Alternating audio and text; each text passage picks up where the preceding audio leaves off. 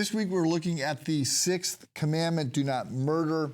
Yesterday we tracked down a couple reasons why murder is wrong. Today I want to offer a New Testament update to this Old Testament command. The most obvious place to go here is into Matthew chapter 5, which is the Sermon on the Mount, which is Christ's sort of commentary or sermon on the Ten Commandments.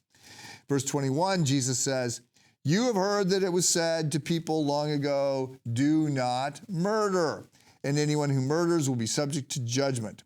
But I tell you, anyone who is angry with his brother will be subject to judgment. Again, anyone who says to his brother, 'Raca,' is answerable to the Sanhedrin. But anyone who says, 'You fool,' will be in danger of the fire of hell." The Greek word here for fool is moros, from which we get the word moron, which doesn't refer to somebody being intellectually diminished, but it refers to someone calling someone stupid morally. So in other words, it means you're attacking their reputation. The point is, being a character assassin, attacking someone's reputation is what Christ is warning against. He says that is to violate the sixth commandment. What goes on in our heart and our mind is every bit as real and important as the actions that we take. So I remember the first time this idea that our intentions or that our heart or that our thoughts mattered. So I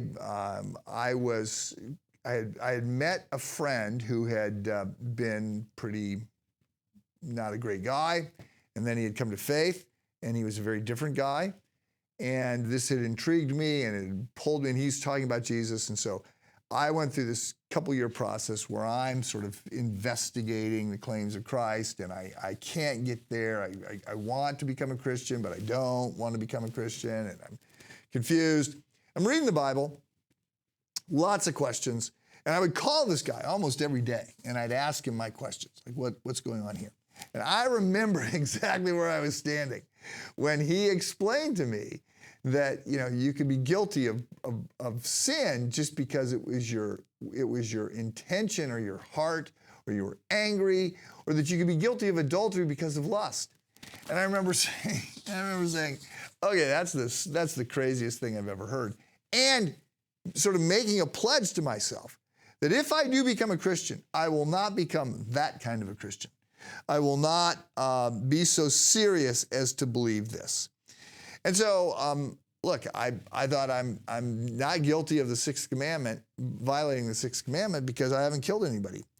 But then this is brought up by Jesus to explain, no, if you're mad enough to do it, just because you don't do it, if you're mad enough to do it, then that's actually, you're guilty at that point. And if that is your heart, then you are headed down the wrong path. So the sixth commandment is more of a challenge to keep than we might have initially thought. So one just challenge area here as we wrap up. Again, most of us are not likely to be worried about actually physically having killed somebody, murdered somebody. But deciding you're not going to murder somebody is not the application of this project. It is, but it's more than that. We get called to love people. Like, go on the opposite end of this commandment. Don't just say, well, I'm not supposed to not kill somebody. I'm not supposed to kill somebody. Look at this as an opportunity. How do I love people as God loves people? How do I see their value and their worth? Not just that I'm not going to end their life. How do I help them? How do I help them grow and thrive? How might I put their needs ahead of my own? I think that's where the rubber meets the road on this commandment. Have a good day.